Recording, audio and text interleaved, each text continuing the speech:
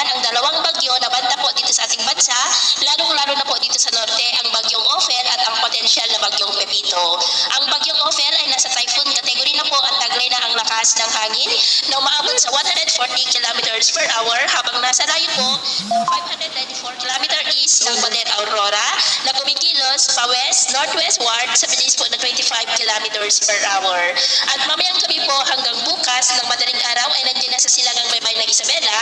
at bukas ng umaga hanggang tanghali ay unti-unti na po yan nalalapit sa kalupaan ng silangan ng Cagayan at bandang hapon, posibleng mag-landfall na po yan around 2 p.m. sa northeastern part ng Cagayan at posibleng lalakas pa yan at itaas ang wind signal number 4 dito po silang bahagi ng Cagayan lalo na po bukas at banta rin yan sa mga isla ng extreme northern Luzon at makaka-apekto rin sa malaking bahagi ng Luzon lalo na sa malaking bahagi ng northern Luzon at ilang bahagi po ng central Luzon.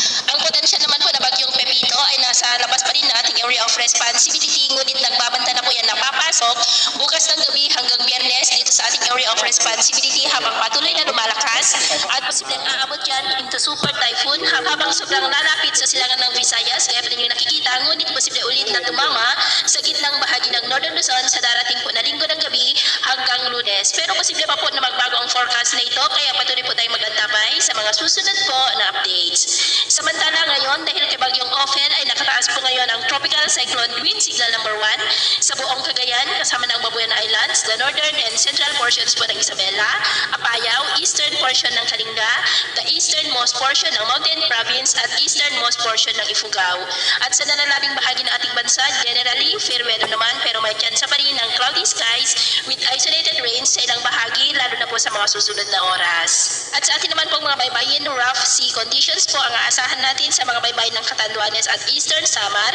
dulot po ng bagyo kaya hanggat maaari ay iwasan na muna natin ang papalaot sa mga nabanggit na baybayin